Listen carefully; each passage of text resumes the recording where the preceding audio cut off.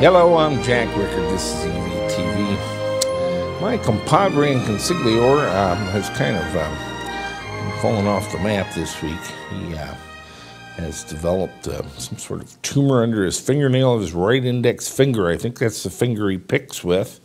And he's worn it out, and they had to operate on it. He's got a cast on now, elbow to index finger, and is enjoying the beatitudes of various fairly high potency pain medications, and now today has kind of a high blood pressure event going on, complicating it. So he's at home. Well, I'm going to have to wing it for myself. Not entirely. I've got some help. We won't have our usual news banter at the beginning of this, but let me show you. I do have some help from several points, most notably my little buddy Anakin Skywalker, Anna Kluppenberg of our EVTV EU affiliate. Has done some really interesting work this week. Let's take a look. Well, hey, sports fans. Whoops, wrong show. Hey, EVTV, this is your Amsterdam update with me, Anna Kloppenborg. And what do we have going on here at the Amsterdam warehouse this week? Well, to begin, just shoot me, because the YM Vancouver is not coming into port today at Rotterdam. I was all happy and excited, and it turns out, in fact, we have another week's of delay. I don't know what's going on in container ship world, but any delay always seems to be a week, always seems to be nothing anybody could have done anything about, nor could we have called Anna and let him know, and his customers, that we are in fact waiting another week on port unloading. You know, guys, this is about the least favorite part of getting all these business parts together, but probably the only reason why an Amsterdam warehouse actually exists. Getting thousands of kilos of lithium batteries over from America, or in fact over from Israel to America to Holland, is just, you know, it's more fun getting a root canal with a pocket knife. Is that Jack's famous line? Anyways, guys, I'm doing everything I can to get this stuff here and distributed to you all. I'll be sending a mail later today to everyone involved that's waiting for the parts. And like I said, just shoot me. I'm trying to get this stuff here. But we will have it here. We will be having high power build with great components. And things will get better in the future. So that's the shipping down. Let's get back to the building up. What do we have going on this week? Let's start on the car side and see the 818, or what's Ray been up to? De wielen zouden er toch wel op. Yeah. So Ray, we have a rear braking system. Yeah. The pads are inside, and now we can fill up the whole system with fluid and see if the calipers are working, and yeah, so then we can finish it with wheels and a roller. Now, which parts are old and which are new? I see a shiny red housing. Yeah, it's refurbished calipers and with paint and some new brake pads and some new grease, and yeah, that's about it. And the discs are also donors, but in good state, so it will work for now. Maybe later on ventilated discs for better performance braking. Heat. Yeah. But yeah. We will see. We'll definitely get to see. So you see there's the new shock and wheel mount suspension systems from Factory 5. We have the donor wheels, and we personally refurbished, and by we mean Ray, the complete braking system. Next week we should have it filled with braking fluid, etc., and hopefully have a motor mounted to a transmission so we can get the final sets of mounts in. 818 updates. It's a week at a time. Hey, Ray. Oh. What just happened, man? I thought today was hangover day, but something big just happened here? Yeah, we've got a car with X legs. But she's got legs. She's got legs and she's standing on the floor. And one part of the left, right of the left part of the car wants to go left, and the right part of the car wants to go to the right. So it needs some adjustment still, but we've got some improvements. More improvement on the 818. And next week, hopeful, maybe at the end of the week, the gearbox and motor in, and then we've got some more car than ever. So hangover day is thumbs up day? Yeah. Cool, man. Sure. So there you see, it's a step-by-step process. Our friends over at 818, our friends over at EV West had a great video last week with their 818 drifting all over the track. A little bit jealous that they have a partnership with a certain Mr. Hansen, who has a lot of Factory 5 building experience and did all the car part of that build, and they got to focus on all the good electric stuff. We're inching closer to actually getting into the electric phase of our 818 build, and I'm very enthusiastic with all the good response there is in the 818 community and with the EV community at large, that once we get her rolling and we've got some electrics going, a lot of people start paying attention to what this Siemens can do in that form factor at those body weights. That'll be the 818. But for now, she's a project, not a roller. Our other project will never roll, but is getting a little further. The Joanie. Last week, we found her to be cleaned in interior and ready for some form fitment on the drivetrain, but I needed to source a marine reverse system, preferably at a 3-to-1 ratio. I looked around a bit. The thing is that if you want to spend money and something's in a boat, you can spend some money. Marine reverse systems are built very ruggedly, and getting one new in the power ranges and reduction ranges that we're looking for is a good, €1,500 to €2,500, depending on which brand and form factor you are looking for. Then again, marine reverse systems are to be found refurbished secondhand in great condition. In this case, we found a great Hearth unit for a wonderful low price of a couple of €100, and it fits just about perfectly. Let's take a look. So here we have the Hearth marine reverse unit, which has a rather standard spline that's also used in the Volvo Penta series, which we had in our Glastron, but also in the Nedcraft we use the same spline and the same spring disc setup. And then we have a bell housing, which will greatly reduce the amount of adapter plate that we'll need to get. In fact, we really need more of an actual plate, not an adapter housing, so that'll be really good. Here in the back, it fits nicely. We'll need to get a new rubber adapter ring, but it lines up perfectly with the shaft coming out, and the bell housing uses the same distances and measures for motor mounts. So there the warp motor will reside with a plate and a back plate that has wings, so we can mount the rear motor struts. It'll become a nice unit. Up top, the boat now has its first white clear coat, and we'll be getting a nice 9010 broken white sunlight color, so that once the electric drive is installed, we have flooring with a clear plate in the center showcasing the drive. You'll also be in a nice fresh new environment.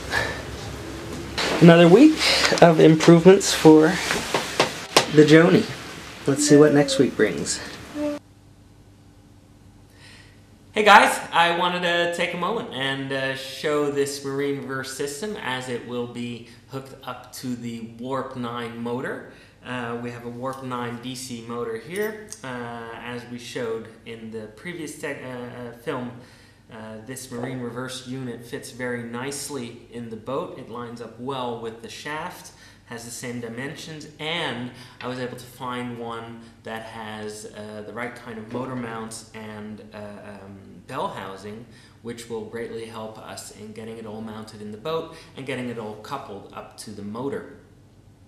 Marine reverse systems are very ruggedly built, and they come in both mechanical and hydraulic versions. We here have a mechanical reverse system, so it's forward, neutral, and reverse. Hydraulic systems are known to be slightly smoother and possibly run a little quieter, but we definitely have a few drawbacks as towards using them with an electric motor. One is that a hydraulic reverse system needs a minimum amount of RPMs to be in gear. So even if you would shift your lever to forward, if you do not have rotation on the engine, which you generally would have with a stationary diesel or gas engine, you do not actually get into gear yet. So you have this system where on the lever you're going forward up in the boat, yet you're not getting forward motion. So now you start hunting for your power, which is not the greatest situation if you're trying to do some maneuvering with wind against and current against and people standing at the side watching you basically make an ass out of yourself. So for our conversions, we actually prefer to use a mechanical reverse. Now what is the second advantage of that is that a mechanical reverse system does not have the extra cooling loop. We just basically put ATF in the block and make sure that we get a nice block which is over-dimensioned for the horsepower requirement that we have. This block coming from a 6-cylinder Mercedes diesel. So it'll definitely handle the, say, max 20 kilowatts that we want to put through it in this boat setup. That all means that it won't be getting so hot, and we can just really fill it up with ATF fluid and never look back. As for coupling such a unit to our warp motor, it's something that we have done before because both the Glastron and the Nedcraft use the same kind of spline, and I've got some pictures to put up, use the same kind of spline on the marine reverse system. And you generally find these not only with the block, you can get them with different size bell housings and motor mounts, but you generally also get the damper plate that originally would fit over the transmission spline and then hook up to your flywheel on the engine side. Now what we'll be doing is taking out this center disc and basically mating it to a coupler that fits over the warp shaft. I'll put up pictures of the coupler that we used for the Glastron and Nedcraft, but basically it comes out to a shaft coupling with a housing and retaining the spring clutch disc for that little bit of give that'll both give us some allowances on alignment and help a little bit if there were a shock moment, say the rudder, or not the rudder, the prop hits something, or in a fast moving boat if you're jumping from wave to wave. It'll in effect become a mini flywheel, then it'll be hooked up, and as you can see here, by having this bell housing already, we really only need a 1.5 to 2 centimeter plate to give us the right distance, and it has the right sizes that will bolt the plate up to the front of the motor and then be able to bolt it in the pattern of the bell housing. This in all should give us a nice compact unit that will fit very nicely in the Joanie, and probably at these power ratings we'll never have to take her out again. Anyways, that's what we're looking forward to. Let's see how it all gets together in the coming weeks. Anyways, that's about it for our marine reverse setup. So there you see, not only does that marine reverse unit fit in the boat at the right price, we also got it with the damper plate and the bell housing, so it will reduce the time we need to get it all hooked up to the warp motor and installed in the boat. Plus it'll keep the cost of components of getting all the stuff done down to a minimum. So actually very satisfied we found the right unit. And I think it'll be a real looker once we have her in the Joanie, all cleaned and repainted as one single unit. It's interesting for us how we keep coming back to this. The first time we did something was just a bit of a luck with the Volvo Penta. It turned out to be the same kind of spline that we could use our original coupler from the Glastron in the Nedcraft. And now we are actually coming back to that same standard of marine reverse and finding that the Hearth also has, the perfect adapter couplings, the perfect bell housings that we would need to keep our adapter plate to a minimum. So all in all, this is starting to look like a reproducible package that we can put into many different diesel systems up to about 50 horsepower. And get people going without them having to replace anything further down on the prop shaft or the prop itself, keeping the same gearing, etc. Basically, we can do a conversion without taking the boat out of the water, even. So that's pretty good. That's for the Joanie. Hope to even show a completely coupled system next week. Let's see how fast that goes, though, at our machinist. But we have another boat that we're working on this last week. The excitement does not stop on the Delta front. As you all know, we are gearing up to building a new Delta, a reproduction Delta 2, which will be going over to EVTV proper and Jack Rickard. As we are building that, we are also revisiting the drivetrain setup. In the original Delta, the motor was at a high angle and basically put directly against a very short prop shaft, very thin prop shaft with a very small prop spinning very fast. We recreated that system with a pressure-bearing setup and basically, gave it all the RPMs it originally had, but we kept finding that we have this growl and we have a lot of cavitation on this small prop that is spinning so very fast. And basically the conclusion is that even though we were able to reproduce the setup as it was originally made, the original setup just wasn't very efficient.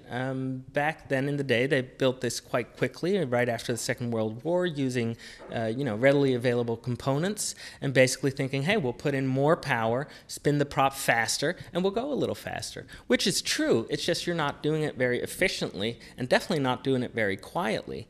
Not that you would know this if you have a four-cylinder Lotus engine going at 120 decibels, not 5 centimeters from your ear. It'll feel like you're going really fast, and it'll sound like everything is coming out of the motor and not out of the prop shaft or anything. Then 40, 50 years later, you convert to electric, and you kind of find out like, hey, wait a second.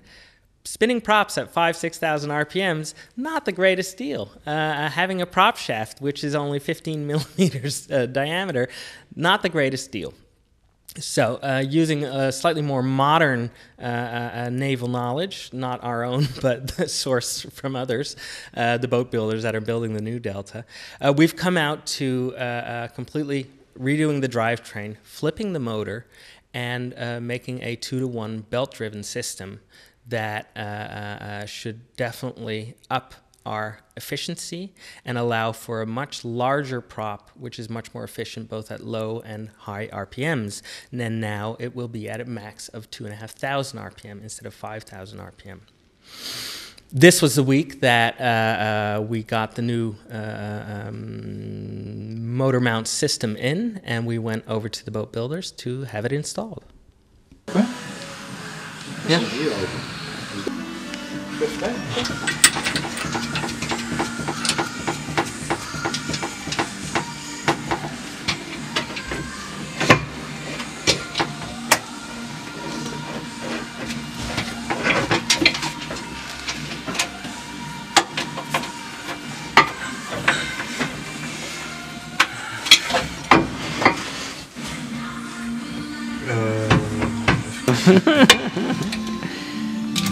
Trilt. Wacht even, want hij moet...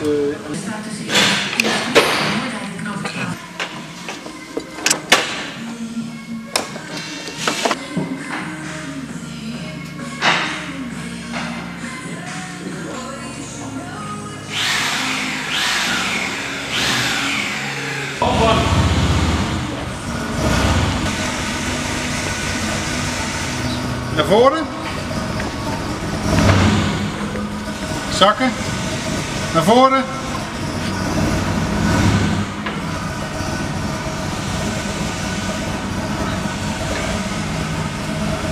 Ga je naar voren? Nou, het gaat hier, hier ligt hij net goed voor. Ja, zak hem maar een beetje. Kom maar even. Cheert. Kom maar.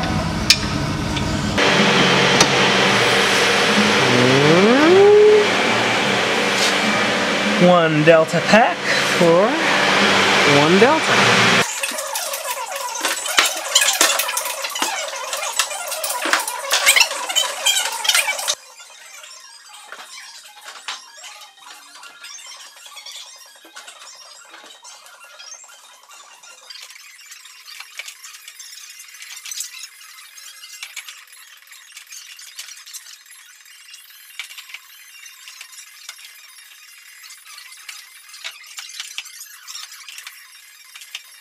Nou, als de grote boom is, komen ze af. Die is aan, dus 12 meer nodig. Moment of truth.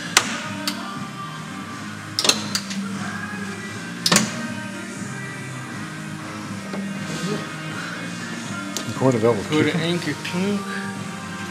Ik zie nou 2 oranje klippers.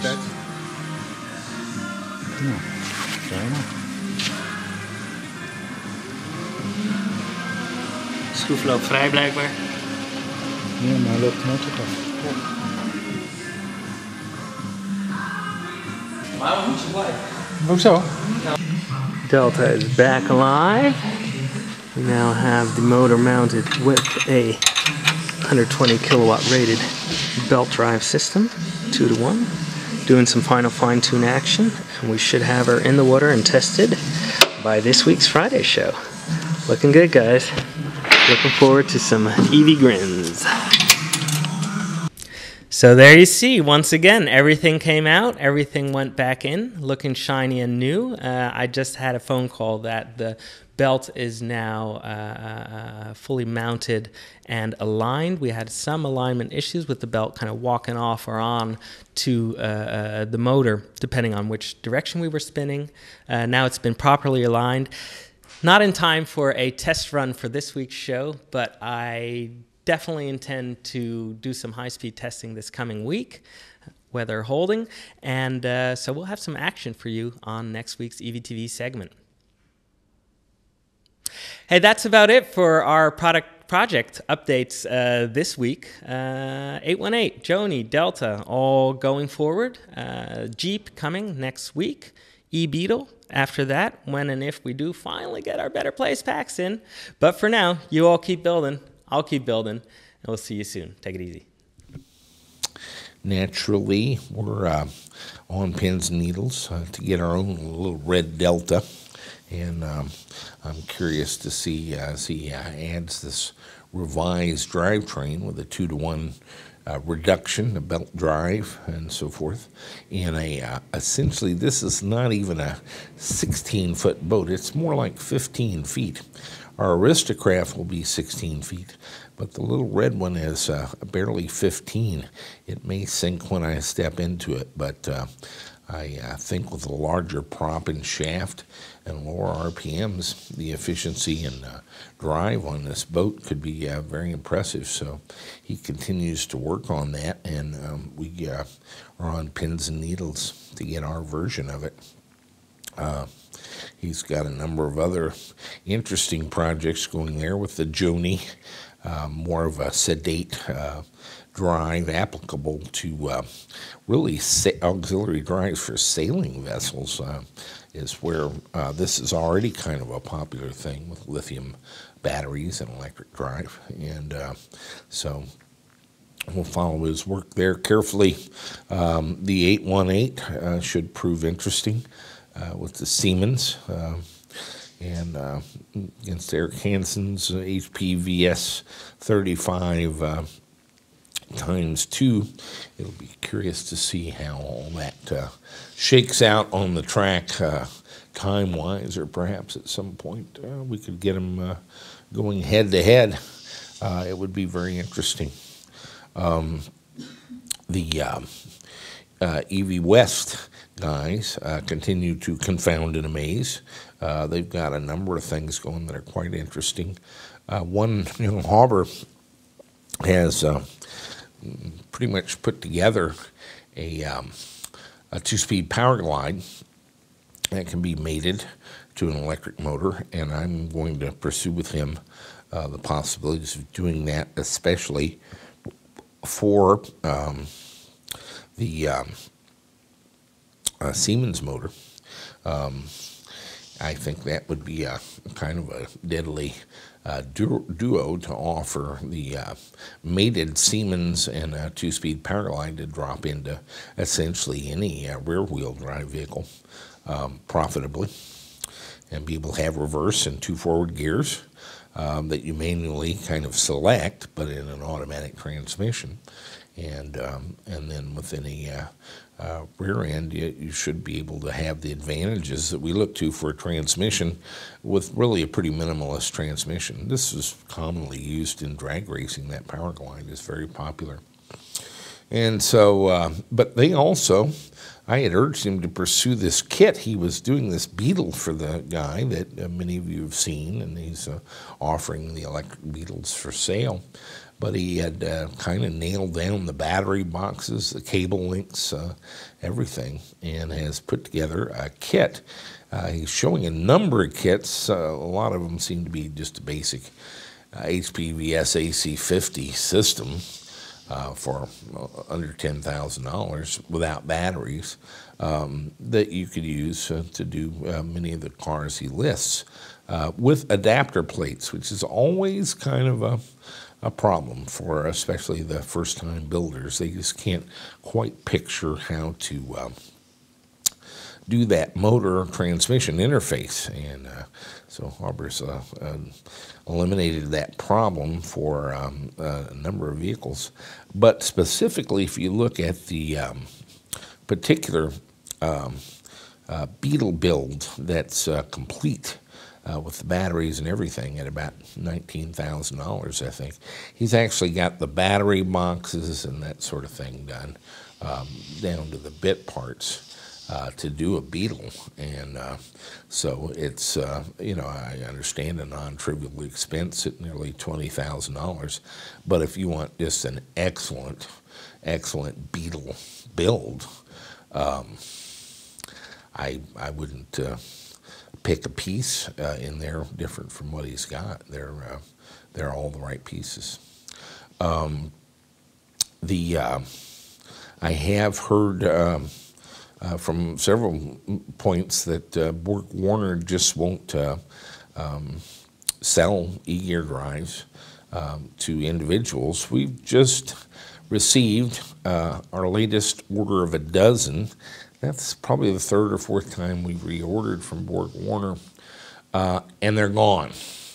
A guy called and took the last 7 3 days after we had received our 12, and by the time we got them, we had sold 5 of them.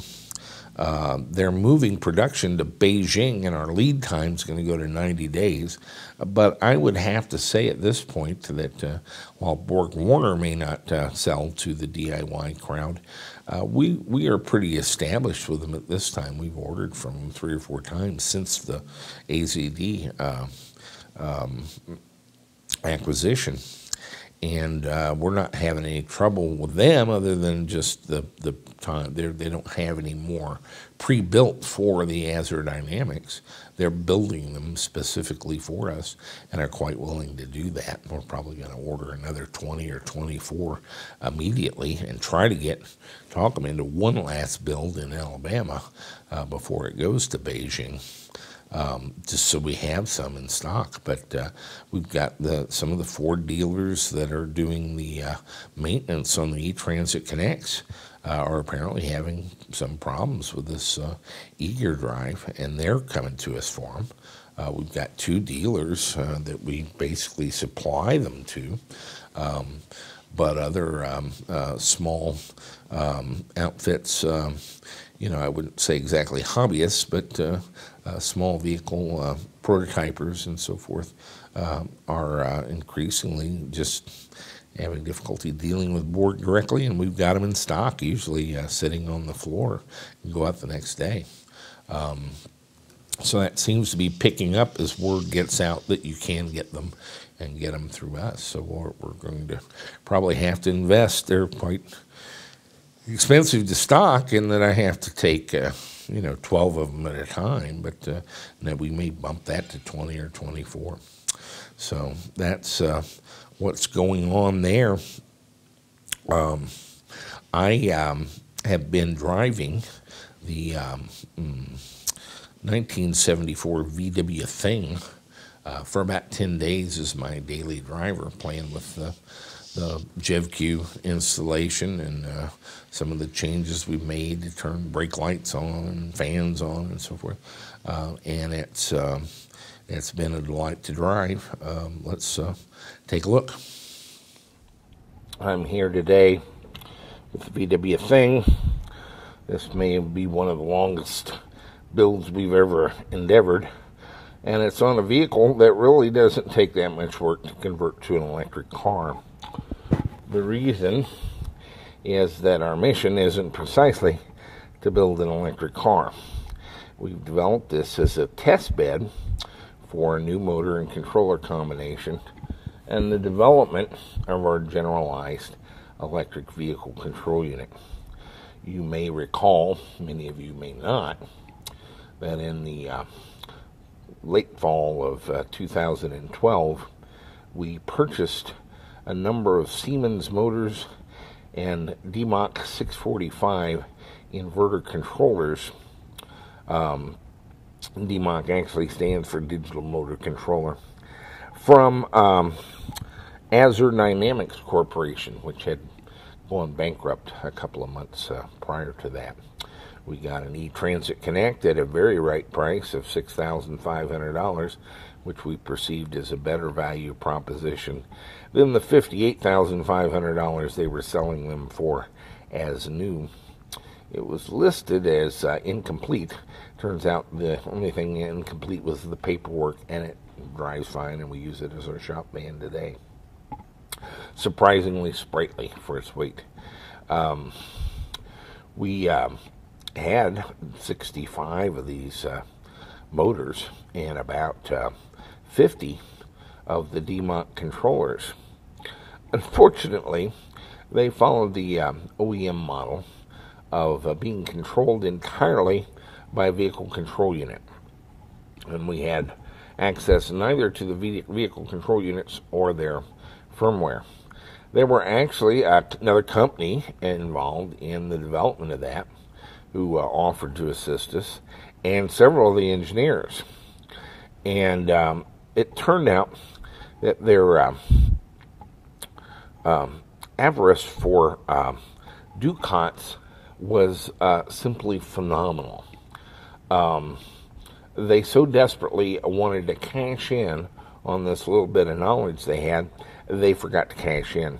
I actually was quite willing to pay them any reasonable amount of money to gain access to this.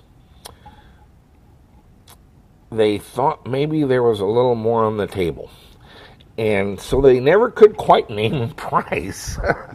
New Eagle never did really tell me what they would charge to basically sell me what they already had sold and had in-house. It started at $10,000, and I was okay with that. But they felt that surely there was more to be had there. And we kind of came apart when I wanted you all to be able to configure it and have a couple of little items you could change. Their model is that every time anybody wants to change, they get another $10,000 for the same boilerplate code, slightly altered. 20 minutes of work, I'm sure. The couple of the engineers that had worked on Azure Dynamics similarly had the thing. They told me they would do it, but ultimately they told me they had to be paid. And when I asked how much, they said a lot. And when I asked how much a lot was, they said, well, really, probably more than you can pay. And I said, why are we having this conversation? What's the number? And they said, we'll get back to you. And that was the end of that conversation. So it was a very strange transition. The software level of software professionals right now doesn't leave a very good account of itself, particularly where automobiles are involved, as far as I'm concerned. Just one man's opinion. In any event, we then proposed to do a generalized electric vehicle control unit based on the Arduino DUI and do it entirely open source and open hardware. And we've been working on that for a year. And so during this winter, of course, the thing is not terribly facile at winter. Actually, I'm sure it does fine. I don't, so I had it out a couple of times, but really didn't fool with it very much, and spent a good deal of time working on the generalized electric vehicle control unit. We have presented the Siemens motor and the DMOC and the JevQ as a project for advanced viewers, double E types, or at least IT types that are very comfortable fooling around with reverse engineering and playing with kind of technical objects. The truth of the matter is that at this point it's quite usable, and I would say anybody can install this Siemens motor and DMOC in a car with a JevQ and get it to roll. I've been driving the thing this past 10 days exclusively as my daily driver, and I just have to tell you I'm delighted with it in all respects. First, it suits my sense of whimsy. A guy with yellow suspenders and yellow shoes needs a yellow car, but there's never been such a clownish-looking yellow car as a 1974 VW thing. For all of those of you who take yourselves very seriously, and so seriously you couldn't pound a golf tee up your tight ass, I think life should be comic, if not hilarious. And so this vehicle suits me to a T. Not terribly easy to get in and out of, but certainly easier than the Model S. But you jump in it and press the accelerator. On the throttle and brake and regen, the interface on the JevQ has matured sufficiently. A little website, I could go drive it, pass through here, jump out, get on a laptop, and wirelessly connect to the JevQ, make a couple changes, jump in the car, and go again. The car most tuned to my personal taste was Speedster Duh. That was done with a Curtis 1238 7601 AC inverter and a Model 1311 handheld programmer, and it's infinitely tunable. That's one of the things I like about the Curtis. Probably took between 60 and 80 adjustments to get it right where I wanted it, and it was very tedious. A lot of driving, a lot of adjusting of values. Does it require all that? Well, that's what it took with me.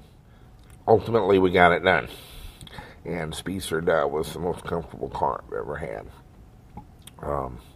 But this one in 2 or 3 passes, and it was over. My work is done here, and there's nothing to do.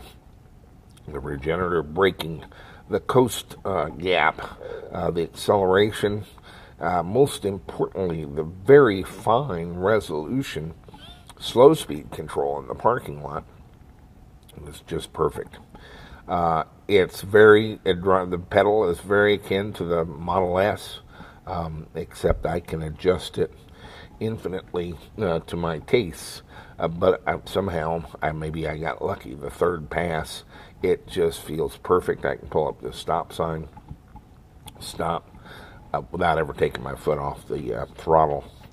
Or at least the California stop, like totally paused. And roll through and be on my way. All with 1 foot.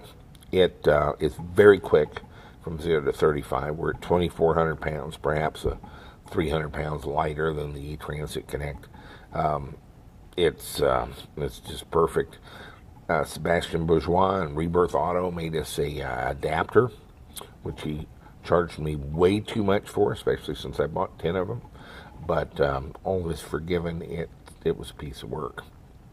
And, of course, we had the clutch and pressure plate carefully spin balanced in all counts. This thing is absolutely silent. It's absolutely vibration free. And it's very, very quick from 0 to 35 miles an hour. I don't consider the thing a great freeway car. This one will do 75, 80 miles an hour without breaking a breath. Of course, I like transmissions. Truth to tell, this one is either in reverse or third gear almost all the time. It takes off great in third. It runs great in third. It runs up to highway speeds in third. And then I drop it into fourth, and I'm just like, going. Which is probably not a good idea, though. Kind of a creaky convertible with not that great a suspension on it. I mean, we've got it as well as we can, but it never was really a Autobahn type vehicle. It's more the beach vehicle or the hotel vehicle, or it's just for fun. You don't drive this 100 miles an hour. But from 0 to 35, it's very quick, deadly silent, and it just goes marvelously. We have a short pack in it, 60 amp hour cells, 19 kilowatts total.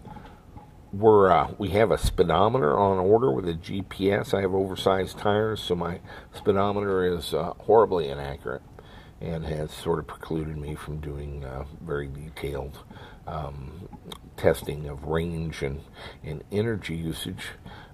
In a week or 10 days, we should have a Speed Hut GPS speedometer that has all the features that I'm accustomed to compare with our JLD 404 and derive the number of watt hours per mile at various speeds and distances and so forth.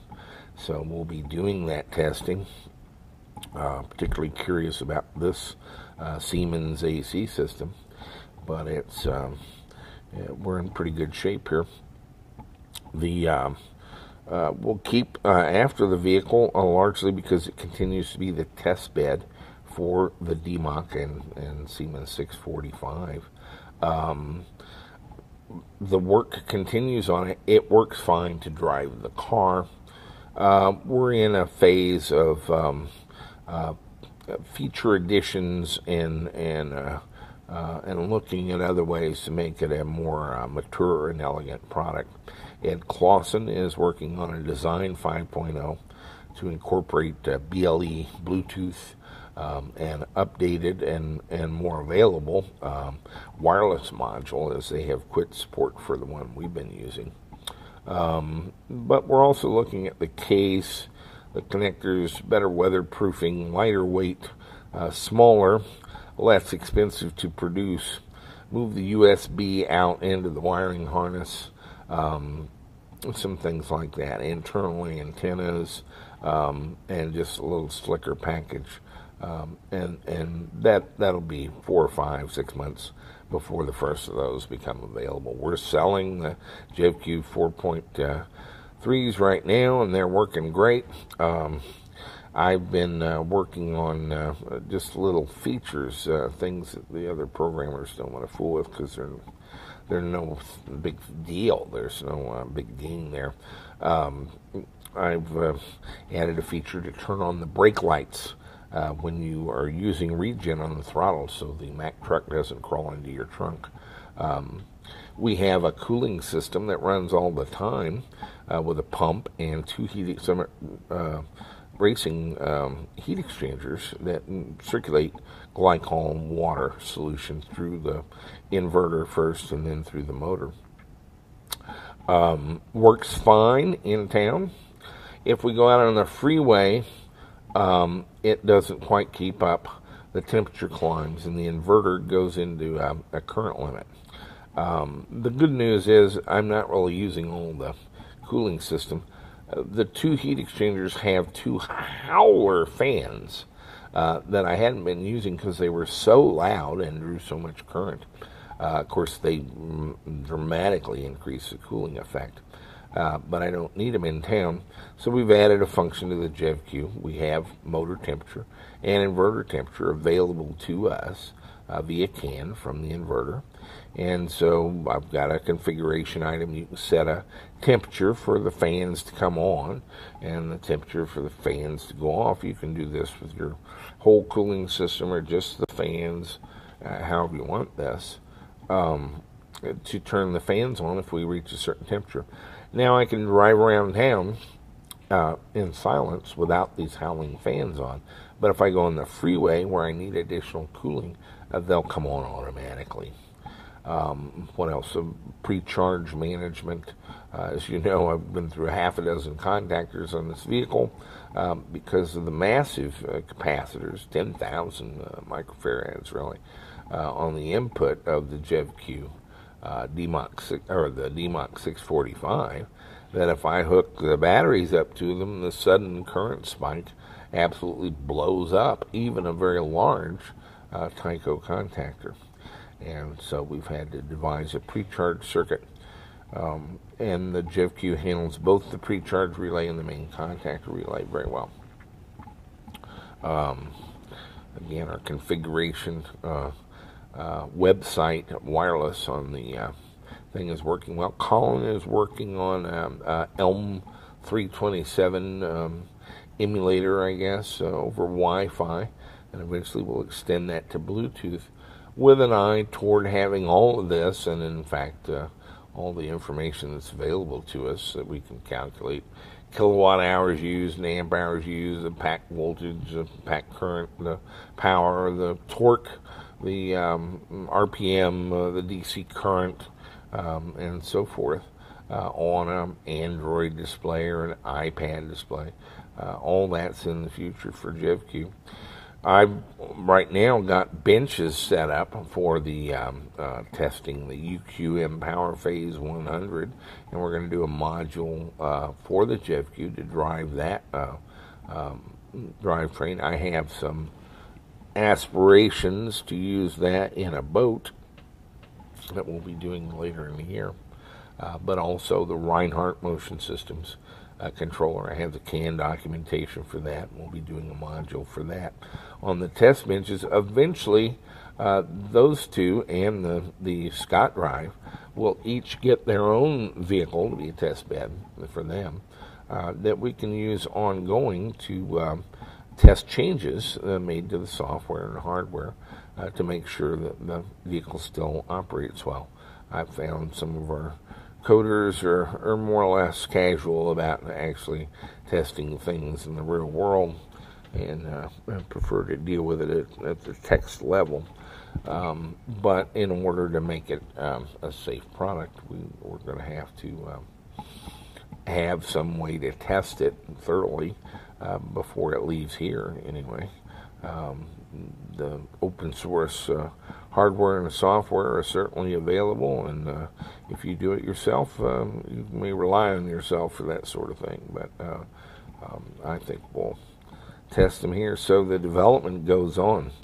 But as a driving vehicle, it's already a delight. And we'll take it for a spin right now and see what you think. As I say, I just pretty much use third and reverse. You want to release the handbrake I don't have a separate switch for the demont. We're going to be working on forward and reverse for that and initiating it. But right now, I just turn the ignition key and we're on and ready to go. Open the garage door and we're out of here. Cut and move to the sidewalk.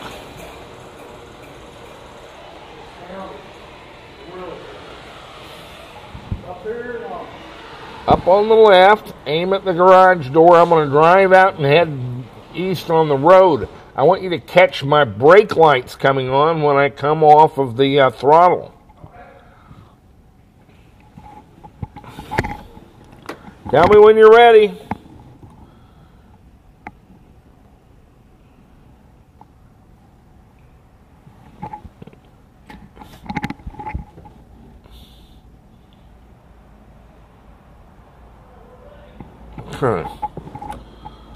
So, after that, I've got excellent low-speed control. You know, if you get in an electric golf cart, sometimes you step on the pedal and it lunges ahead. You take your foot off and it slams back. This is actually so good, it's more like a sewing machine control, where you can slow the needle down to just like that. That's using that mapping function to move half of the current control out to the end of the pedal where you don't care so much. And I'm going to put on a little thing and then let there be some regenerative braking to show that the brake lights do in fact come on during regen and go off when you're going down the street nicely. And so that seems to be working very well. Of course, we have LED light bulbs throughout the vehicle now, including the headlights. We use the truck light LED headlights. Have a new source for the 1156 and 1157 tail light, turn light, brake light, license plate light, reverse light, so on and so forth. These little bulbs put out 20 or 50 watt equivalent, but they do it for 2 or 3 watts, dramatically cutting our energy usage just to run lights. And so, again, you can step on it and just very, very quickly, not a third of a block, I'm at 40 miles an hour, and then very nicely put in the control, the regen on the throttle. Never have to touch the brake at all. And so that's the drive with the VW thing, just a brief one. We'll be doing more. I've got a quadricopter coming to do exterior shots of electric vehicles when we're going down the road, and we'll test that out on this. But the vehicle is a delight to drive, very perky, very quick off the line, fantastic low-speed control, and fantastic regenerative braking on the throttle. I do have regen on the brake too, but I hardly ever touch the brake because of the way I've got the throttle set up. If I take my foot off of it, the regen goes away. Now what does that do? That lets me shift between gears without using the clutch. And so this is kind of a lazy guy's electric vehicle. I can drive it without a whole lot of wasted motion. And the net result is it's just a tremendous amount of fun to drive. Very quick, strikes my sense of whimsy, and is virtually silent.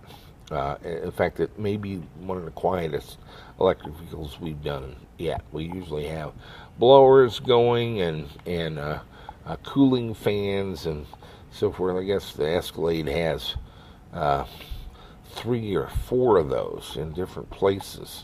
It just sets up a howl. Even the Speedster, there's a lot of transmission noise that you hear and so forth. For some reason, this just seems to have the lowest noise signature of anything we've done. We're probably some combination of the Rebirth Auto adapter plate the Siemens motor inherently, and the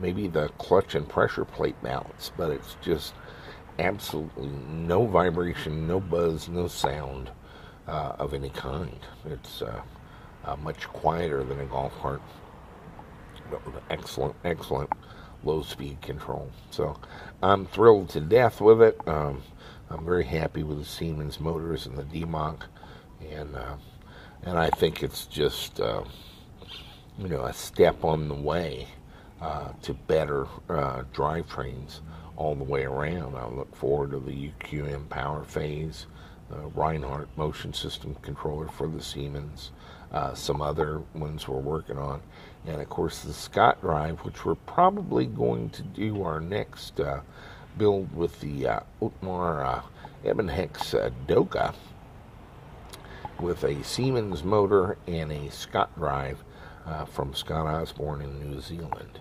And so but we're going to develop test beds for each of these different drivetrains, and some special secret sauce coming in the future in that area that I think will be very encouraging as far as bringing the costs down and the capabilities up of drivetrains that we use in conversion and restoration into the world. Stay with us.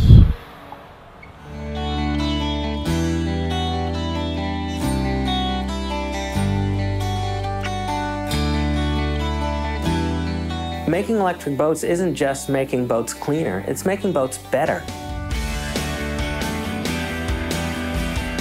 Being out in an electric boat means you can enjoy the environment you're in. You are so much more immersed in the sound and the experience of the aquatic life, of the water, of the wind, than you would otherwise be. And it really gives you a new level of understanding and enjoyment of that generally beautiful nature area you've gone into to enjoy yourself.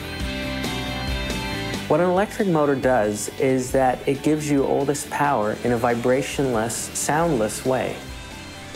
A well-thought-out, well-designed system has 100% of the torque available all the time. You don't have to build up to it, you have it. So when you pump the throttle, you are out there and your whole shot is amazing. It takes your center of gravity right out from under you, and it gives people that what they call the EV grin. You just start laughing, you can't help it. You're so conditioned to think that you first need vibration, then need noise, and then you start going somewhere. And in this case, your center of gravity just shoots right out from under you. And it's a wonderful feeling. You can still talk to each other. You're hearing the sound of the water and the wind and the waves instead of just hearing engine noise and vibrations. And it gives you really a chance to be in tune with that nature that you're actually out there to enjoy. Plus, not having to visit the pump is actually a great thing. Your battery will eat electricity from any source that you provide. I mean, who loves sitting around on your knees with a jerry can? We have better control over the boat. We have a better experience while we're out driving. Plus, we also have the knowledge that we're part of new technology. It is just way cool. Our mission is to make beautiful, fast, and fun electric boats. There's nothing more fun than taking these new technological developments and putting them into classic designs and having people shoot away with a big smile and an EV grin.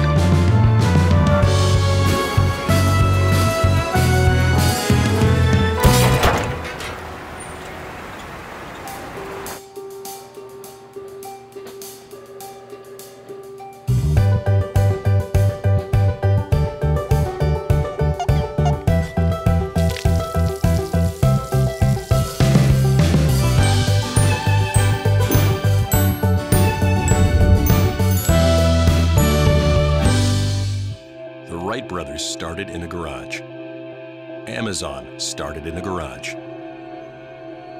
Hewlett-Packard and Disney both started in garages. Mattel started in a garage. The Ramones started in a garage. My point? You never know what kind of greatness can come out of an American garage. Introducing the 2014 Motor Trend Car of the Year, the all-new Cadillac CTS. Ain't garages great?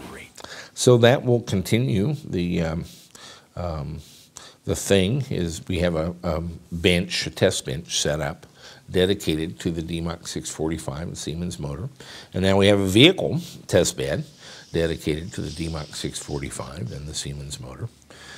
We have built 2 additional benches, one for the UQM Power Phase 100 and one for the that actually uses Hauber's double Siemens as the load and the motor, and we'll use that both for the Scott drive and for the Reinhardt Motion Systems inverter that runs the Siemens. I did find out from Azam that's their motor designation is Type 61 when using a Siemens with the Reinhardt. And we have their CAN documentation, and I suppose they would, answer questions if they were specific. If we get into a question with the development of the CAN module, but I don't expect a whole lot of problems with that. And so the Doka, Otmar Ebenheck's yellow Doppelcabin, Vanagon crew cab pickup truck that we picked up is in paint right now. It'll go to interior next week, and then we'll get it back here. And I frankly plan on using a Siemens motor, the Scott drive inverter, and our Better Place battery packs to drive that vehicle. And so it'll be our Scott drive a Siemens test platform. Of course, we could, in theory, swap out inverters on that one between the Reinhardt and the Scott at will. But I'll probably do a dedicated build for the Reinhardt on something.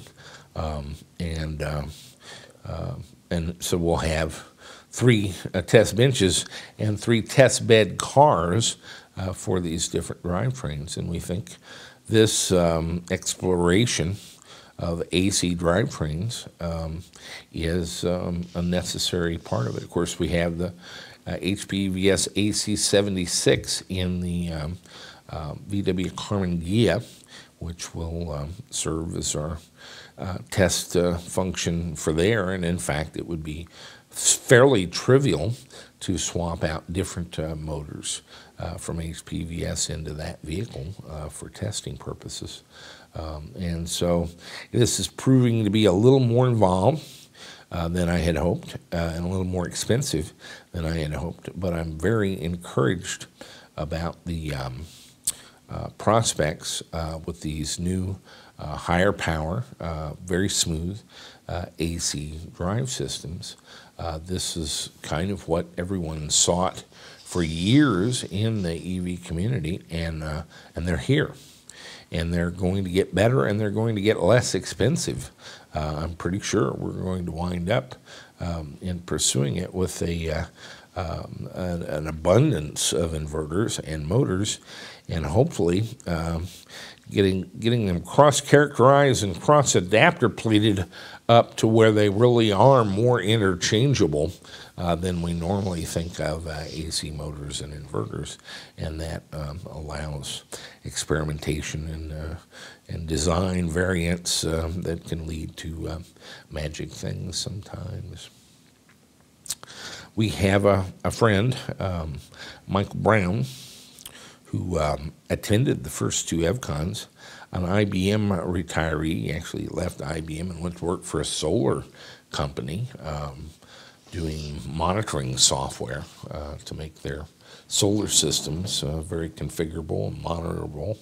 And he's had a little bit of a setback. He had a lead acid Porsche 914 that he had built and worked very well. Obviously, it was a lead sled, and we would like to see him into some lithium. I think it would be a fantastic build at that point. But he's had a bit of a setback. His wife, after a 15-year battle with Huntington's chorea, passed away in September 2012. He did not join us at EVCon last year and has had to kind of reassess his life and mission and what he's about, but continues to have an intense interest in alternate energy, electric vehicles, solar, and so forth. But he did a very odd thing, not particularly odd. I think it's you should live life largely, and I think Michael is. He sold everything he had except the Porsche, which went into storage, and his guitar, which went with him, and he moved to Ha Linh, Thailand, to start a new life there, and immediately fell in with people of EV ill repute, and started playing with motorcycles and cars and so forth. And recently attended a convention about that in Thailand, and sent us this lengthy video report, which I'm going to include in this week's show, pretty much intact. I'll try to edit it down a little bit for length. It's 43 minutes, but I found certain parts of it utterly fascinating. Let's take a look. Come in, Jack and Brian. This is Mike Brown, self-proclaimed EVTV Southeast Asia correspondent, and I'm reporting in from the Electric Vehicle Trade Show in Taipei, Taiwan. This will probably be a one-time video submission for me because I don't have an active project. I just wanted to come to the show and see what the electric vehicles and components activity is like in this part of the world. This isn't going to be fancy, no intro music. I'll be lucky if I can edit the clips in order and put a couple of still picture overlays to show what I'm talking about. I see you've been getting short shift lately from some of your correspondents, so I figured I would do this and go ahead and air it if it's good for you. Before I hit the show floor, let me briefly, or not so briefly, explain how I come to find myself here. I made some notes so I can sound relatively coherent. Some people may remember me from the first two EVTV conferences. I missed the third one because I was moving overseas, but I'm already signed up for the fourth one, and I'll be happy to see everyone there. My electric 914 is car number 84 in Jack's EV database, and I've literally watched every second of EVTV, including the epic battery testing sagas. So I'm a long-time fan, first-time caller. And as with a lot of your viewers, I was in the computer industry. I have degrees in software engineering, worked for IBM for 22 years, and all of that consulting took me around the world. I've been to 46 countries, and Taiwan makes country number 47 for me. And I knew Fred Veining pretty well at the briefing center in Austin from my customers that I would take over, and sometimes I would give a talk there too.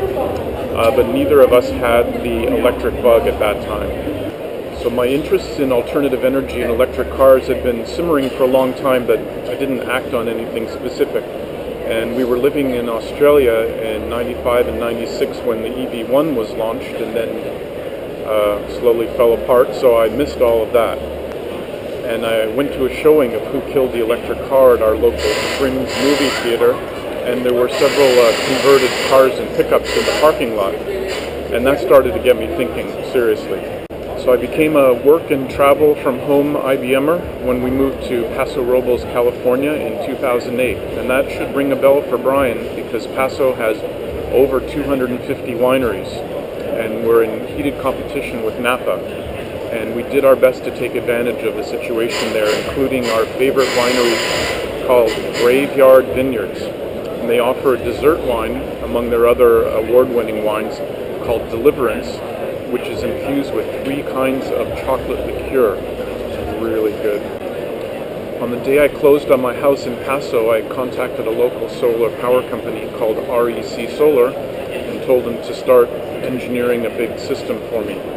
With the flexibility of 2 acres of land out in the country, we decided to make it a ground mount because the house was pointing in exactly the wrong direction. And I wrote a Java application for my website that collected the raw data from the inverter and displayed instant and historical power generation data. And I discovered I was making about 78% of my total consumption needs, including a lot of air conditioning, all my computers, a full woodworking shop, and eventually charging my electric car. And the first year, my entire 12-month electric bill was $278. So it really pays off. So a year later, I decided that I liked the solar industry so much I quit IBM and joined REC as the monitoring engineer. Did that for about 5 years, and then everything changed. And I'll get back to that in a minute. So in September of 2009, I decided I was going to build an electric car. And I started a blog at Porsche914e.blogspot.com to document the process for myself and also to help other folks coming down the line, to help them see the choices I made and how I did my work. I decided on the 914. It's a popular choice because of the huge battery capacity space and also the availability of a kit that would get me up and running quickly. So I didn't have the knowledge at the time to pick the right parts and fabricate everything needed, like the battery racks and battery boxes and adapter plate.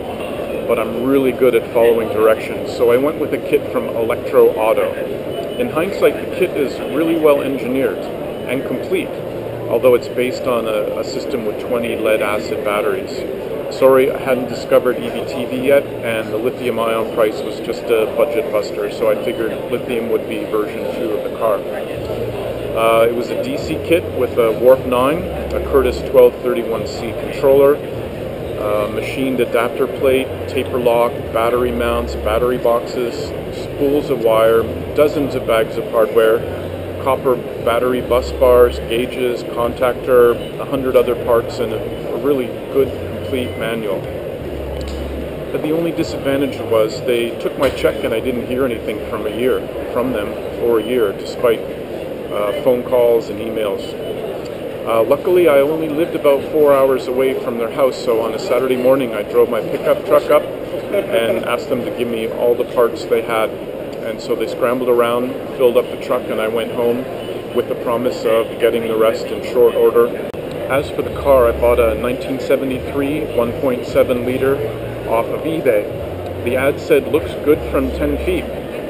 And I picked it up for just over $4,000. And I had a buddy drop me off in Stockton, and I drove it home. It worked great as a gas car. The description was fair, but once you get up to about 9.5 feet, you start seeing the problems. Rust, and more rust. And the best one was there was a small primered section just behind the passenger door handle. And when I started investigating it, I found that someone had filled the hole with bathroom caulk and done a little primer over, or a Bondo over top of it, and then sprayed it with primer. So with a sigh, I stripped everything off the car down to the bare steel and took it to a body shop in town called Rainbow.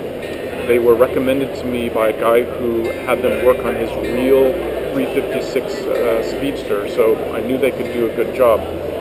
They worked on it for about 6 months between insurance jobs and gave me a really great hourly rate for a project car.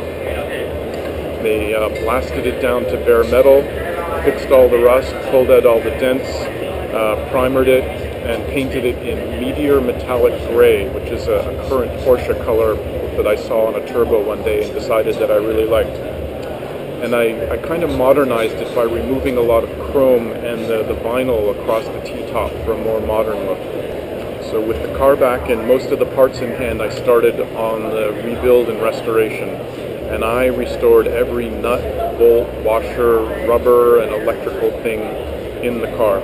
If I was going to make an electric car, I wanted one that didn't look like a piece of junk and reinforced the public's stereotypes.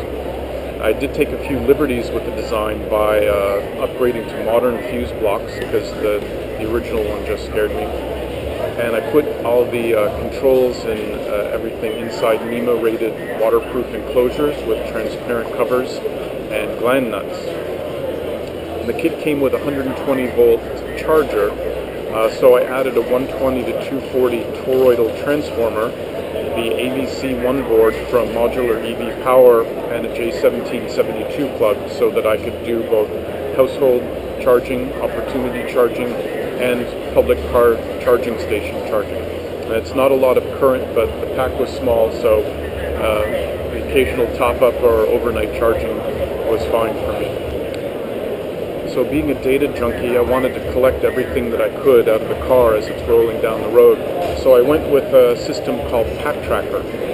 I wired up each of the batteries to it and its Hall effect current sensor, and then I wrote an Android app for my phone, which I tied into Google Maps and the GPS. So it would show you where you were going on the map, and it would keep track of your range dynamically and your trips, and had big gauges for percentage of charge remaining, voltage, temperature, current, and a graphical battery layout showing the individual voltage of each of the batteries in the pack, along with any warnings or errors that were caught by the Pack Tracker. So just as I finished the software and posted it to the Google Play Store for 99 cents, called of course Pack Tracker for Android, the one-man Pack Tracker company went out of business. I offered to buy him out and continue development and sales because I had circuit board design and embedded software experience in my distant past, but he said it wasn't worth his time to teach me everything I needed to know.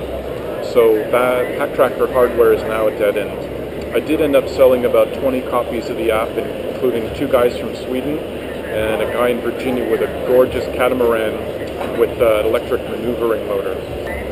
So with my lead sled rolling, I was getting about 40 miles on a charge, which was great for driving around town on the weekends.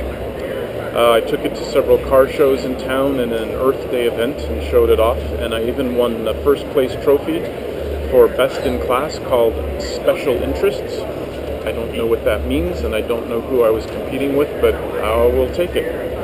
I also ran the car in an autocross put on by the local Porsche club, and when I joined the club at a different car show, they congratulated me on being a new Porsche owner and asked me what kind of car I bought. I said I bought a 914, and they said, oh. Then I said I was going to convert it to electric, and they said, oh. So I was written up in the local club newsletter at the launch and the completion of the project. At the autocross, of course, I came in dead last, but I was only 7 seconds slower than a 930 turbo with the big whale tail. Clearly, the turbo wasn't being driven to its limits, but I'll take that any day. So in September of 2012, after what Jack would call a heroic 15-year battle with Huntington's disease, my wife passed away. And at that point, I kind of had to figure out what I wanted to do with the rest of my life. So I sold everything I owned and moved to Thailand. I've had great jobs along the way and invested well. So I have enough money to live in Thailand for the rest of my life. Now I don't have Jack Rickard money, but I'll get by. I came to Thailand just with a suitcase of clothes, my laptop, and an acoustic guitar I made, and settled in a little town called Hua Hin, which is about 4 hours southwest of Bangkok on the Gulf. Beautiful sandy beaches, jungles, great food. And the king and queen live there, so there are a bunch of extra rules in place that keep the town nice and calm and quiet, as opposed to the kind of debauchery that you find in Pattaya or Phuket. So I sold the batteries out of the 914 to a local golf cart shop in Paso and put it in storage in an airplane hangar underneath the wing of a little Cessna. And there she sleeps. One of my new friends in Hua Hin, Abel, has converted a Toyota Yaris to electric drive. Talk about a small world. I found him by Googling electric cars Hua Hin, and it turns out he only lives about 3 blocks away from me. He also rents electric bicycles from his guest house and is building a ninja-sized electric motorcycle by scratch, welding it all together. His website is evspeed.we YOYOBS.com, and I'll be porting my Android app to his chosen hardware board, which is spelled IOIO, but it's pronounced Yo-Yo, which should be fun.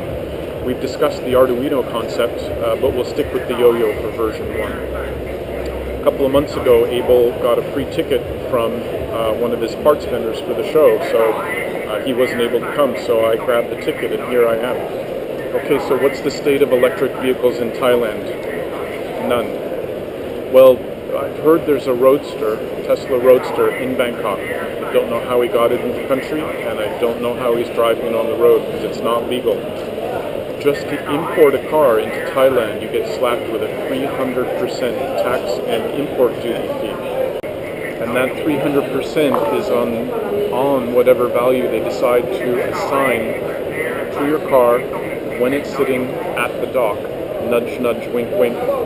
This is Thailand. There's no telling what's going to happen. And there's no classification for electric road vehicles in the country. The Nissan dealer that I went to in town has never even heard of a Leaf.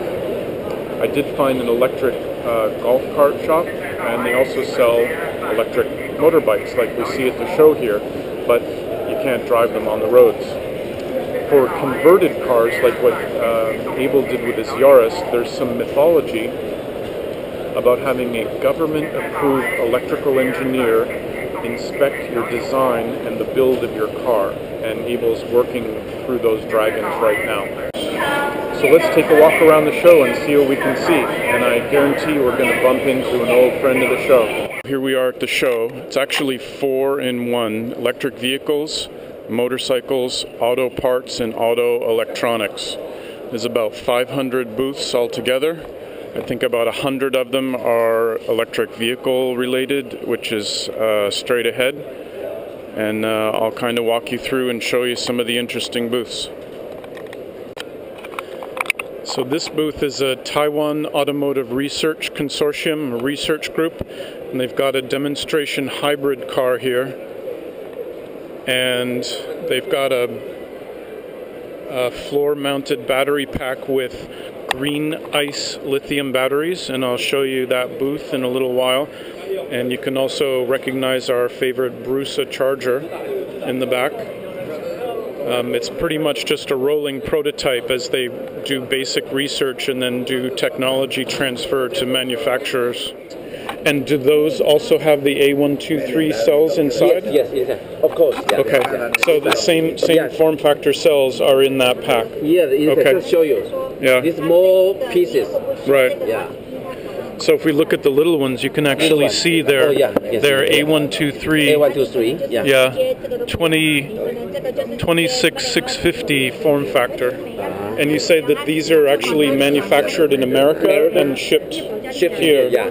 And because they got a patent, worldwide patent. This have a worldwide patent, 2 years. Still, after 2 years, it's free. Okay. Worldwide, will cost down. Okay. Okay, here we are. I found a company with a booth that makes Jack's favorite battery strap. Up there, braided battery connector. And I'll let the gentleman from the company introduce himself and talk about their technology. Okay. Hi everyone, my name is Paul. I'm from Sino One. Yeah, let me introduce our product. Okay. We can take the customer request. You can bring us the drawing, and we can do it customize the items. Okay. Yeah. So those blocks of metal on the end are welded onto the straps. Right. Okay. Yeah. Okay. Now, if a customer wanted a specific style, Yes. how long would it take for you to prepare the order and send it back to them? It will take about 1 week. Okay, well that's pretty fast. Yeah, for produce, and the minimum order like 100 piece Okay. per item. Okay. Yeah. And do you have an idea what the price might be? Price depending on the how thickness of the item. Okay. Yeah. $10. $10 Yeah, per $10, strap. yeah. Okay. Even at the 100-piece quantity? 100 piece will be less. Okay. Yeah. Yeah, because once you get your tooling set up, it's cheaper just to make a whole bunch of them. Okay. Because You know, the straps that are sold, they do thousands of them, but at different distances based on the size of the battery. So we have to do that. And we welcome the small quantity orders. Okay. It's no problem. From the beginning, yeah. Okay. All right. Okay, I came across a booth with spotted our favorite orange cable. So I'd like to introduce the company, and they can describe their technology and the cables that they produce. Yeah, I'm Jeffrey from Wuxi Xinhui Wire and Cables. We come from Wuxi, China mainland. So here is our product. This EV cable. This part is the big one. Is EV charging cable. Here is used for the charging connector to the electricity to the car, and this part is high voltage cable. And we passed the TUV certification for Euro market, and Europe for the American market is UL certification, and for the TUV certification we are the first of the world passed the certification. Oh, okay. Yeah, and for the material is TPE is very flexible, very flexible and so soft. And our customers is about like connector company TE, Amphino, Phoenix, and MC, and so on. In China, like Baspa, KNT. Yeah, for the whole car company, we cooperated with the in China, BMW and JAC and BYD and so on. So I think in the future we will sell better because we have passed all the certification and the good quality. Yeah. Great. And I notice you have the two kinds of charging cable or high voltage cable, the plain and then with the shielding. Yeah, it's want to let the hertz wave out because it's different. You see, it's used in the car to connect the battery to the motor. Yeah. Okay. Yeah, we've used both kinds in the past. Yeah. And I think it's good design to use the shielded cable to reduce the electrical interference in the car. You're right, yes. Is that what this style is? What the major car manufacturers always use, the shielded style? Yeah, a lot of customers even use this more, but it's more expensive. Right. Because the best quality and the foundation. And how would someone go about buying your cable? How to buy your cable? Do they buy it by the meter or by a spool or? Some customers buy by drums, like 100 meter one drum, and also they buy the cable with connector or terminal together. So so you can pre-install the charging connectors. Okay. The connector with the cable together, like the cable assembly. Yeah. Okay. And then just a little detail on these cables. This is for the charging stations. Yes, right. And there's several different styles available with current and DC. Right, AC, DC, and then data flow also. Right. Yeah. Like this one here has some low voltage data cables built in. Okay, well, thank you very much. Appreciate your time. Okay, we are now at the YT Stable Technology Corporation booth, and I'd like to thank them for providing a ticket for me to come to the show, because they're the providers of the pumps that Abel used in his Yaris conversion, and they sent an email offering a ticket, so that's why I'm here. I'd like to introduce Bernice Wu. She's a sales executive for the company, and she's going to tell us about their water pumps and vacuum pumps. Good morning.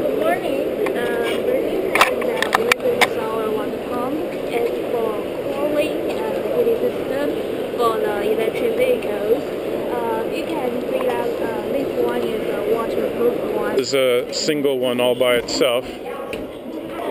Great. And coming around the side, Jack may recognize this Aurora inverter as the big brother of the one he's got on his workshop at home.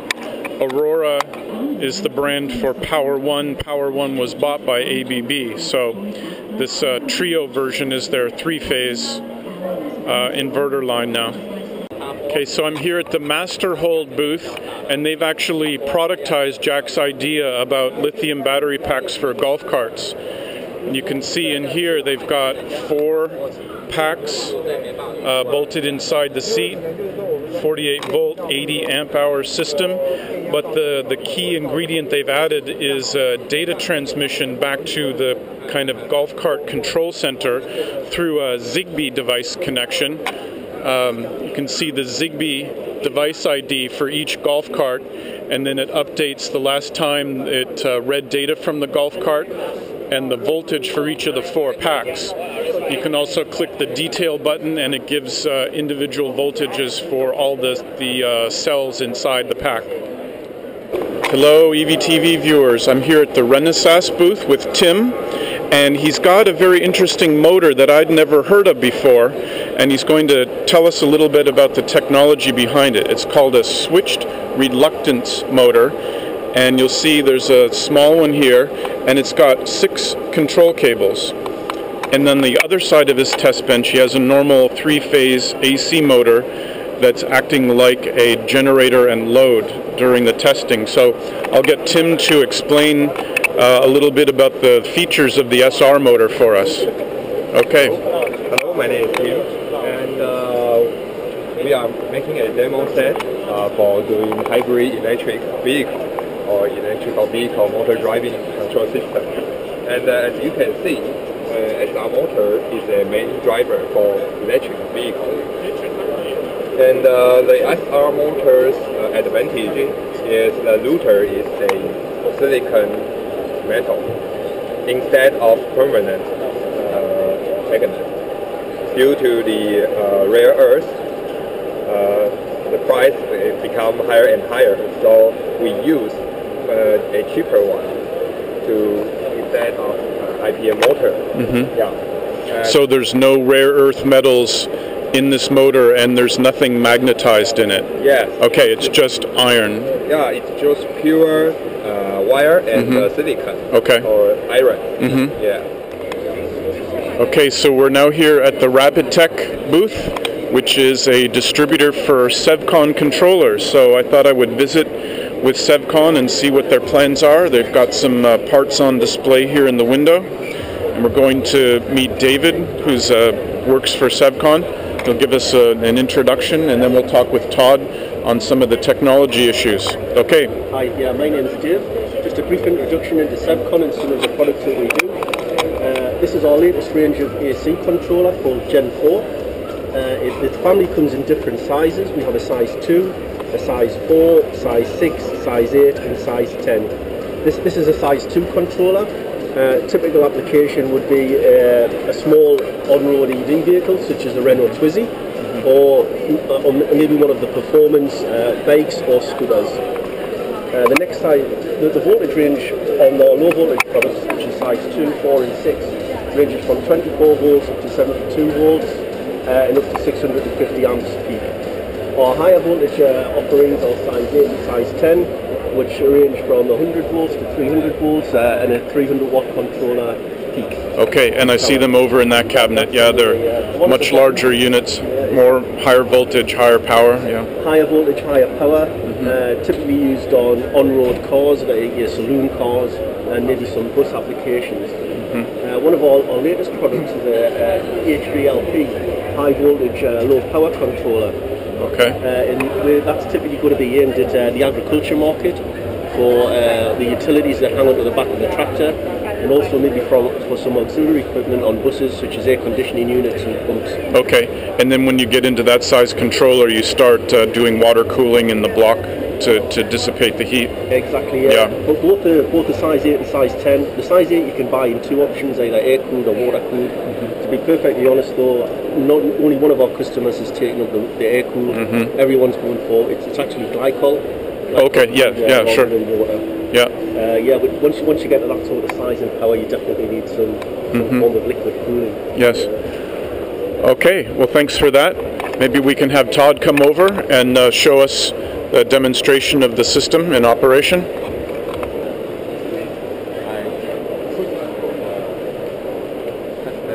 Okay, now we're going. Yes. High.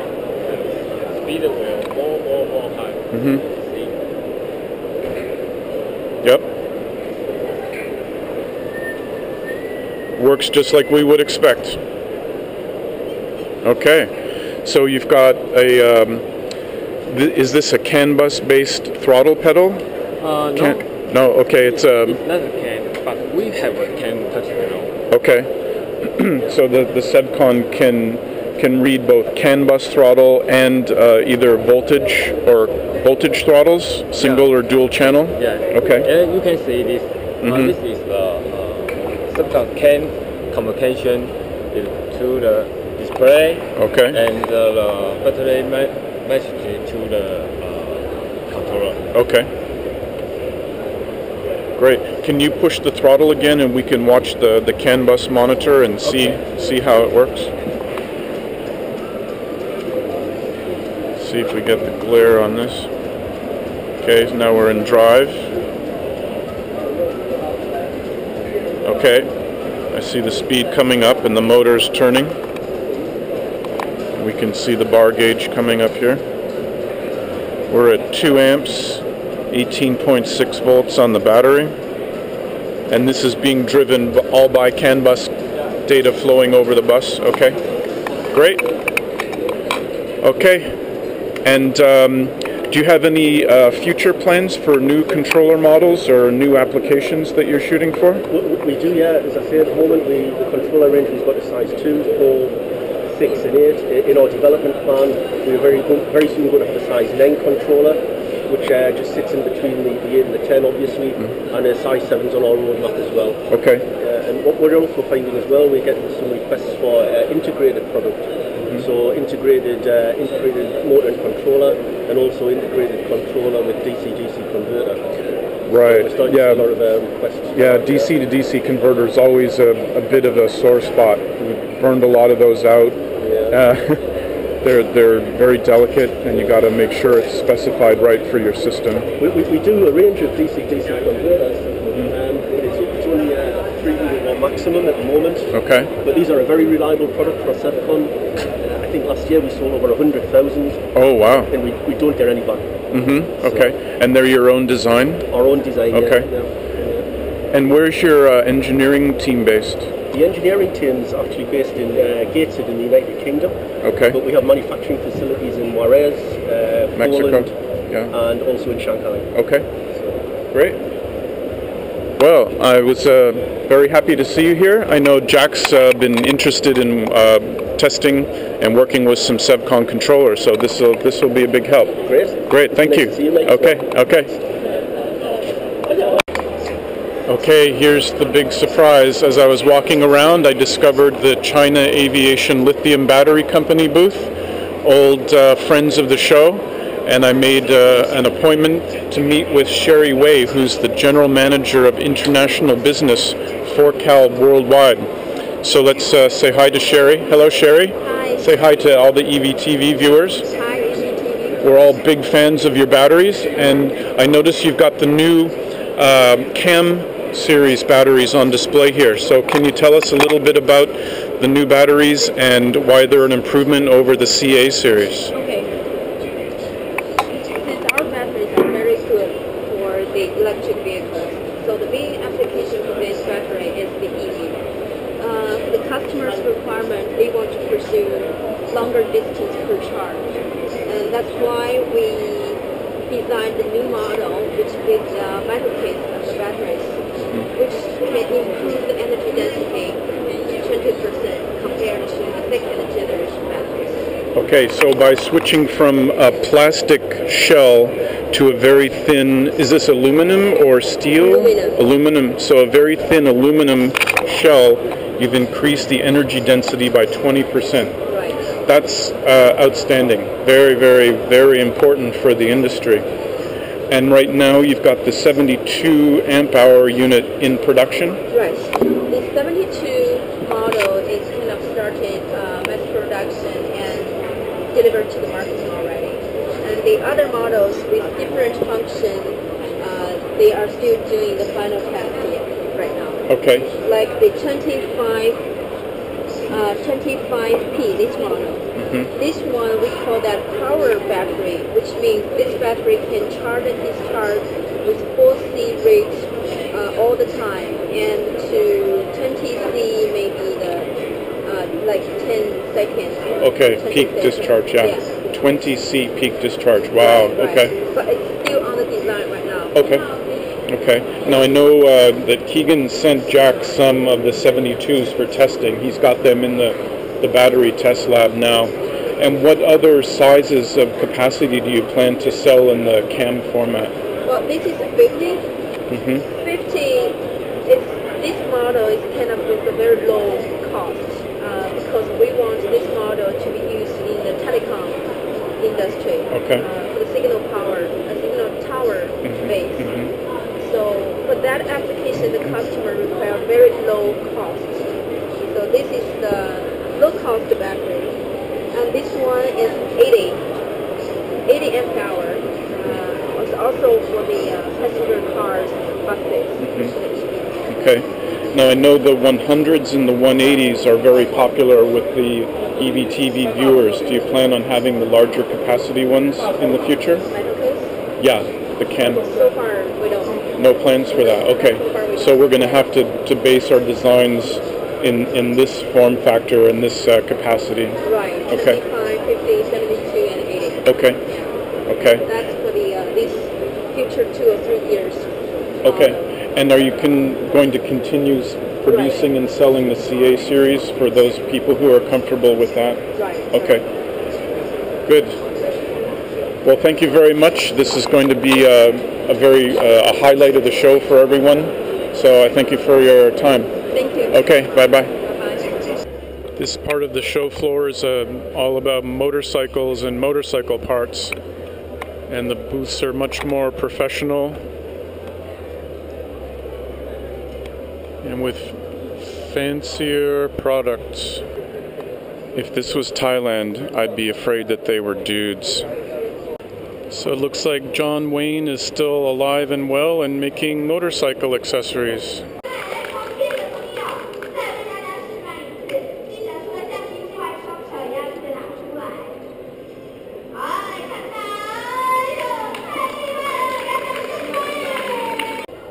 So this is the indoor test area. Zero pollution vehicles. You can do this kind of thing. Number of different vendors with scooters and electric bicycles. So, Visionary Dynamics. It's about the same size as my Honda scooter back home. Looks pretty straightforward. Big hub motor. Okay, thanks. Empty and full, still has a gas tank gauge. Here we go. Wow. Very smooth. Absolutely no sound. Strong brakes.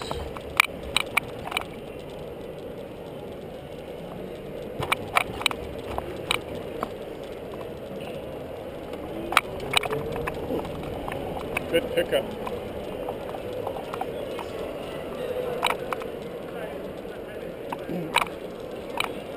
Go around one more time. One more. It's really well balanced, maneuverable.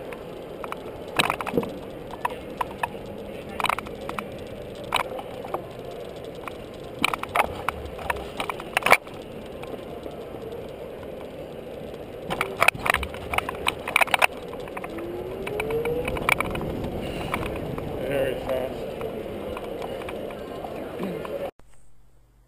To wrap up the video, I thought I'd show you what life is like on the roads of Thailand. Thailand's actually number 3 in the world in per capita road deaths, just behind Libya and Eritrea, so it's very important to be an extremely defensive driver around here. But then some days you see something like this. And I was taking my friend Sean up to a winery and a waterfall near the Myanmar-Thailand border, and we met our new friend. As you'll see, Sean is not afraid of elephants, and everybody had a good time. And on the way home we saw him again, coming the other way, and he actually looked right at me and raised his trunk up as if to say, "Hey, good to see you guys, have a nice day."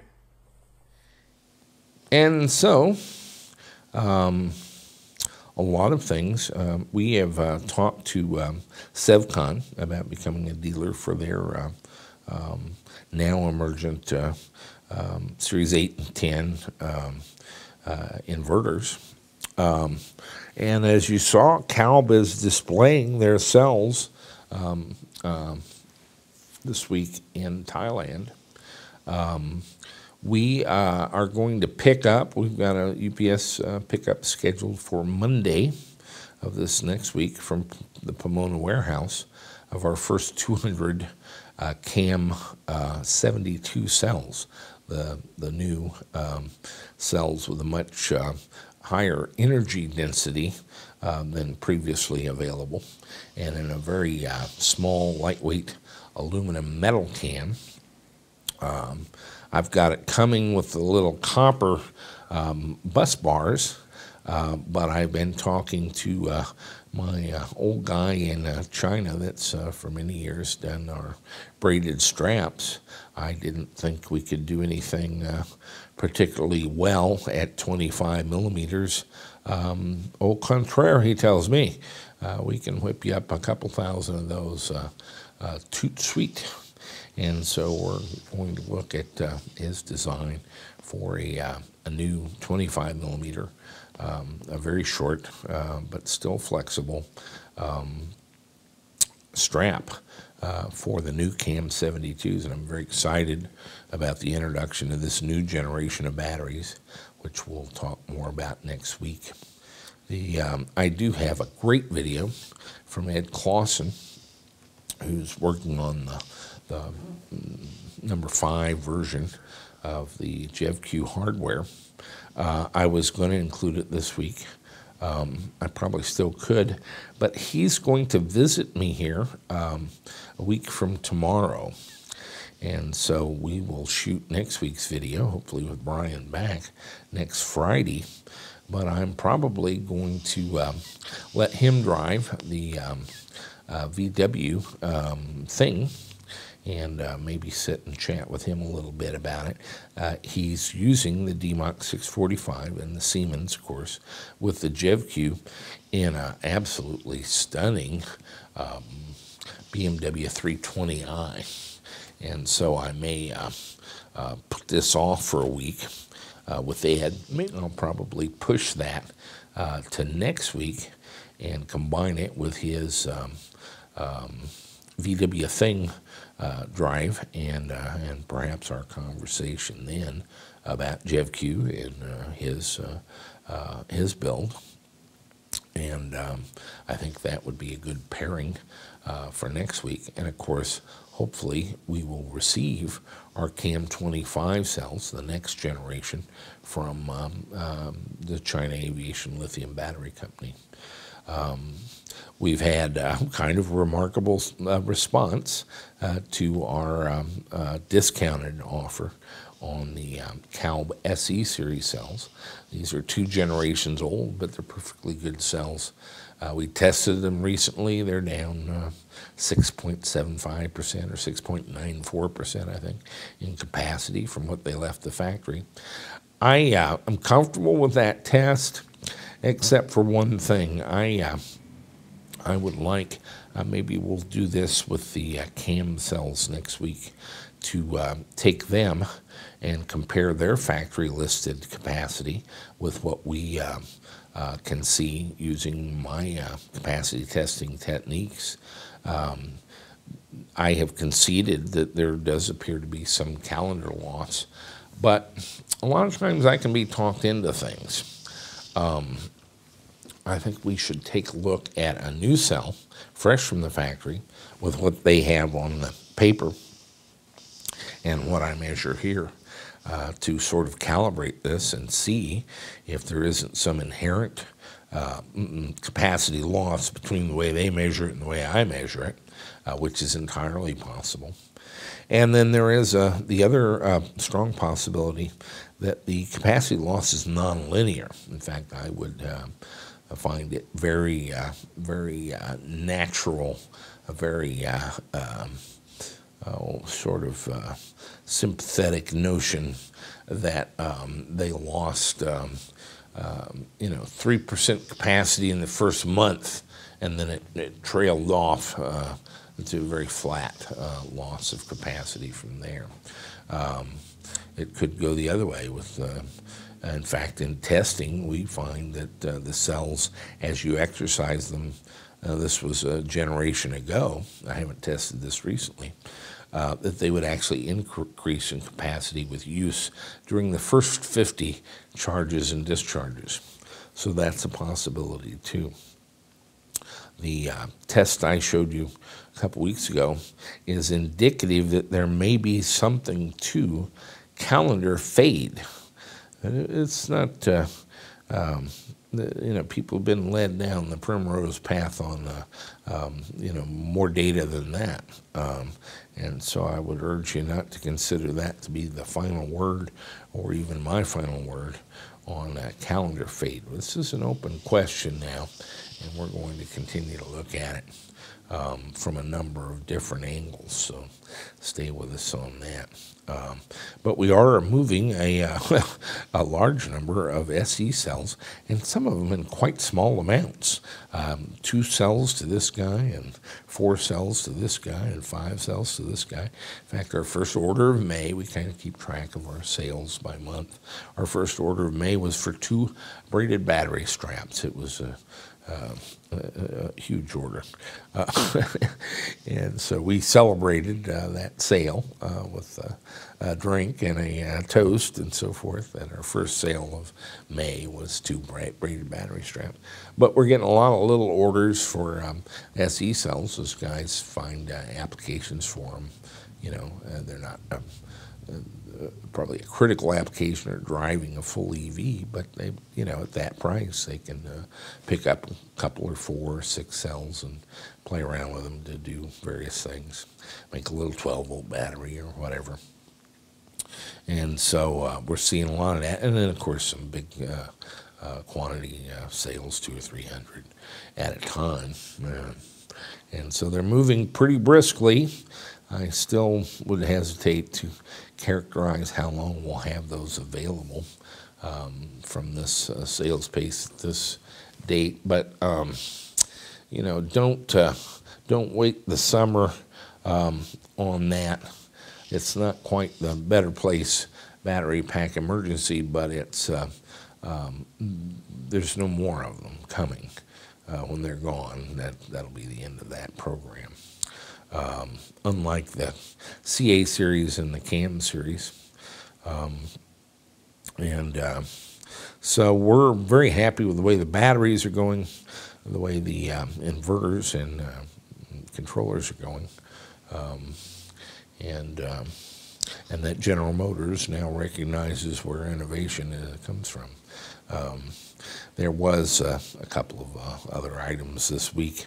Somebody was passing around flyers, putting them on the windshields of Tesla's owners in San Francisco, warning them that Teslas have all kinds of problems.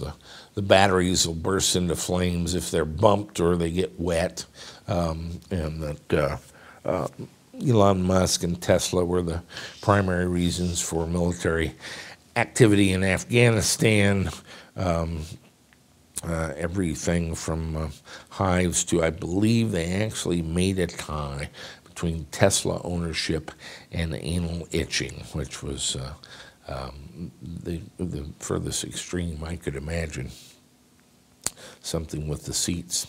We have a Model S. None of that appears to be true, but it's odd that such a marvelous invention and car would attract people to make those kind of statements and attacks. There's been another writer who has figured out a way to get in print with a tale of driving a Tesla till it had no more charge and stranding him on the side of the road. That's not really hard technical work, guys. It can be done. You haven't really accomplished anything. The miracle is that you can drive most places you want to go and actually get there in a Tesla Model S using electricity, no gasoline, no motor oil, no fossil fuels. It's sometimes not really how well the bear dances, but that you can get a bear to dance at all. And so if you're going to make a name for yourself by pointing out that a Tesla can run out of electricity, I have to refer you to the Automobile Club of America, AAA, and their statistic of slightly over 10,000 people a day running out of gas in an internal combustion car. And so it's not really news. In fact, it's not really anything, but we have such a deep level of acculturation yet before us on this topic, whereas I've warned you all several times, we're not as far along the timeline as you assume. There's still many a mile to go before we sleep, and a lot of work to be done, primarily in acculturating the American body politic as to what a change from gasoline-driven cars to battery electric-powered vehicles and magnetic drive really means, and what it really does for them or to them. And I find it interesting that it's such a battle when, at least among a small group, i.e. us, we're so passionate about the outcome. It's no axe to grind here other than isn't this marvelous? And if people only knew about this, things would be very different. It's not that I am advocating that anyone should do anything to save the planet or otherwise. This is something I found in my garage to my delight in so many directions that I don't know where to begin, except that if people knew about this shit, they'd be wanting to do it. And that's our message. And for all of you that have been watching the show and thinking about doing a conversion of an older car or maybe a newer car to electric drive, I have to tell you that it does involve some fabrication. It's mostly an exercise, a serial exercise in small problem solving. You'll get through all of them if you persist, and the results will be astonishing. This isn't a guess. I've lived this and then repeated the experiment a number of times and have repeated it with a number of different other people, and the outcome is the same. We need fear nothing. There is no gearhead contingent of smoke-breathing gasoline advocates in the hot rod crowd. They fold like a cheap tent in the face of reality because they too like cars. And I can roll one of these guys in 30 minutes. I've never had one backslide. I've never had one fail to come over to my point of view on this one. There's the advantages are too great. They get it right away. Ultimately, it's not the roar of the engine. Ultimately, it's not the smell of the smoke. Ultimately, what it's all about is shooting from a dead stop down the line and with such acceleration that it makes the head of your tallywhacker tingle, and everybody gets it that feels it. So we're going to win this one, but it's a little bit more of a trail to trek than is quite presented, and it's a little bit slowed by some of these geeky would-be experts and media people who, for various reasons, see a way for personal gain to decry it or to denigrate it along the way, usually with very little information to work from. This guy had some personal experience.